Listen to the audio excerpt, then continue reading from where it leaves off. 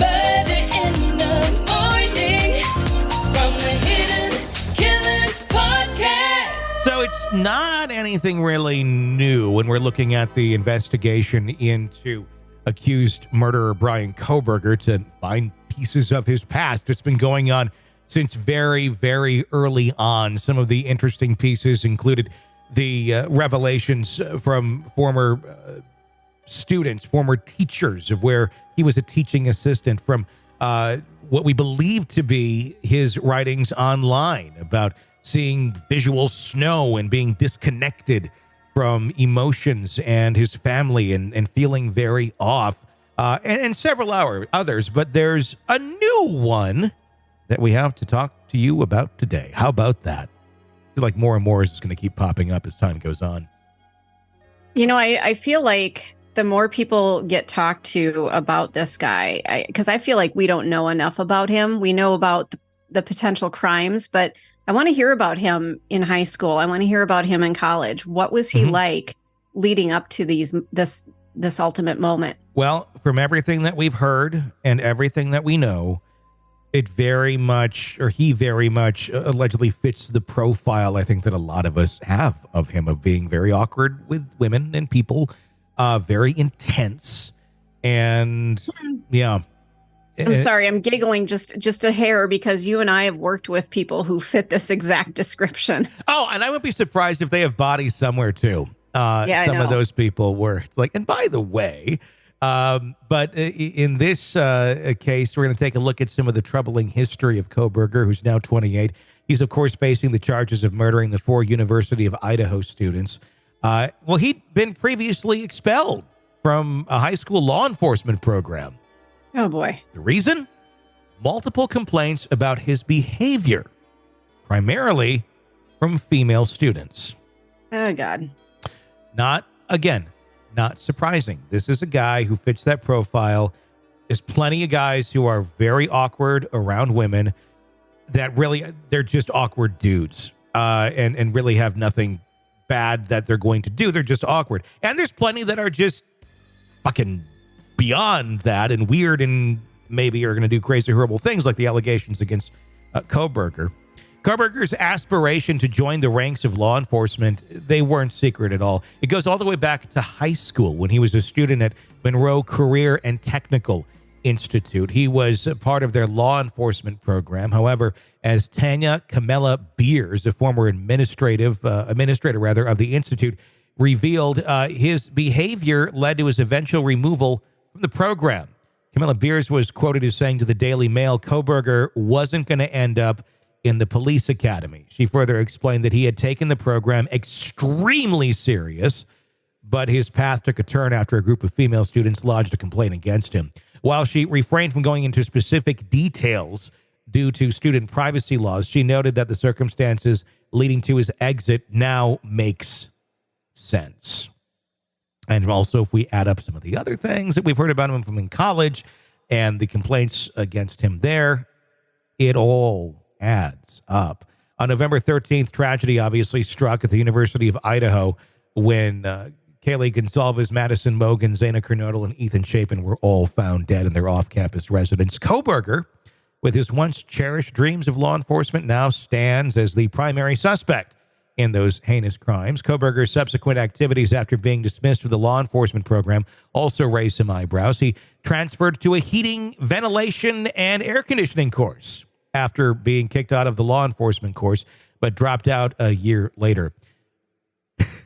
There's something weird about that. You still have access to people's homes. Yes, I was just going to go there. Were you? Yeah, I was just thinking that myself. Go ahead. I mean, that's where my mind was going. Yeah, I'm thinking like the cable repair guy or an appliance repair, somebody who has to come into people's homes where, maybe you've stayed home from work because they're going to come between 8 and 3. So you've got this huge window where you're home alone waiting for the repair guy. And it's just you and the repair guy. And it's this awkward moment. There's just a few jobs like that where you invite a stranger into your home. And that's one of them. Without a doubt. And if there's been parallels drawn to BTK, and I don't think there's really a ton of really strong ones. to BTK, but BTK was an ADT security salesperson. I didn't know that. Yeah, he sold ADT. I mean, so it's a person you're calling to secure your home and Keep you safe. potentially being the person who ends up killing you. And yeah, I mean, that is a scary prospect of, these people you invite into their home and like, well, they're here to do this or that. And you hope they're on the up and up. But if they're not, you have someone in your home. He used his brief stint in the law enforcement program to secure a part-time security guard position at Mount Pleasant High School. His tenure there was also short-lived, ending with a forced resignation under mysterious circumstances. So every time he's been in like a law enforcement position or attempting to be in a law enforcement position or just some sort of security type position, it's never ended well. Ew, they're looking at it going, something's up with this guy. 110%. We're talking about the class in high school. We're talking about the forced resignation of being the security guard at Mount Pleasant High School. And we're also talking about his application when he was in Idaho, where he was trying to get into law enforcement there as well. The application was there, and we don't really know exactly how far that actually went, other than he didn't get far or never even got accepted into any sort of position there. That's never truly been cleared up, because there was some concern early on that, well, did he have access to like security cameras or traffic cameras or something around the city or anything like that to track people? We don't truly know the answer to that yet. His high school years are also marked by personal transformations. According to close friends Casey, Arntz, and Bree, he faced weight-related bullying, leading him to lose nearly 100 pounds during his senior year. However, the physical transformation was accompanied by a behavioral shift as well. Kohberger started exhibiting bullying behavior himself, targeting Arnett's brother with physical aggression. Bree also highlighted another disturbing development: Kohberger's descent into drug use, notably heroin. A report from DailyMail.com further paints the picture of a man who consistently made others, especially women, uncomfortable. This behavior extended into his adult life. Jordan Solnuck, owner of a Pennsylvania bar, described Kohberger as someone who made creepy comments and was aggressive towards female staff. Additionally, during his tenure as a teaching assistant at Washington State, Kohberger faced accusations of sexism. He's, of course, pled not guilty. He's set to face trial on October 2nd. The judge reinforcing that just last week in that pretrial hearing. The pretrial hearings have been very contentious. The defense demands more time to address potential procedural issues with the grand jury indictment from May, and they're also pushing for further disclosure of the DNA profiles that prosecutors plan to use. The latest on that pretrial hearing from last week, in case you didn't catch that, the judge has said, no, we're not getting more time. We're following our schedule as of right now. And he has yet, as of our recording this, to make a decision on the DNA and the profiles and how much he feels is appropriate to release to the defense to look at. It's interesting to note that the things that they're trying to look at in the DNA profiles and the genealogy matching are pieces that the prosecution isn't even planning on bringing up in court. Oh, wow. So the reason to look at it, Megan, I don't know. It's like, this isn't part of the case. We're not going to even use this. We're telling you right now, we're not going to use this. Why? What do you want? I mean, it's not. Yeah, why are they even talking about it? There's nothing in here that's going to be in your defense. I mean, it's just all.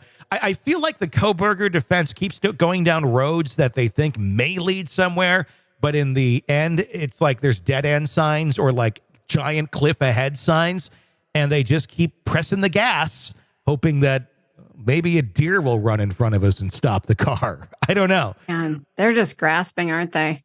That's really how it feels. I just did a piece yesterday here on the podcast talking about one of their experts that they brought in. And I'm not, in no way, shape, or form am I trying to disparage this biologist or their expertise in genealogy, because it seems that they do have a lot of experience there, but it's more so on a consumer standpoint level of someone trying to find their loved one.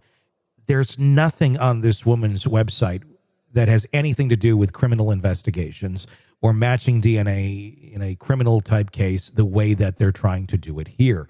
It's someone who's an expert witness that was able to testify to what they do. And the way you word questions, if you're the attorney, you can get somewhat usable answers out that could easily confuse a jury. I don't think this witness was trying to confuse anybody. They were just trying to answer their questions.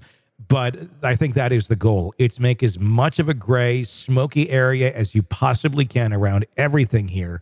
And hopefully at least one of those people on that jury is going to be dumb enough to go, well, maybe you got a point here. Like, there's no fact to anything they're saying, but, well, maybe they do. And that right there can hang a jury. It can lead to an acquittal. It can lead to a lot of things. And that I really feel is what they are. They're trying to do that, obviously, before they even have a jury. But I think one of the bigger things is they're trying to create enough doubt, number one, that death is taken off the table.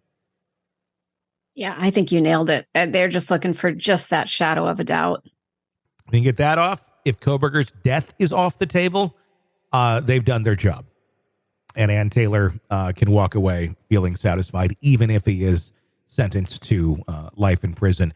Going to be very interesting to watch as this continues to inch closer and closer to October 2nd. What say you, Stacey? Are we going to make the October 2nd date? Or is there going to be something that happens between now and then that delays this? I'm going to go with something's going to happen. And I can't quite predict what it's going to be, but it's going to be some sort of a bombshell that's going to delay things another 6 months.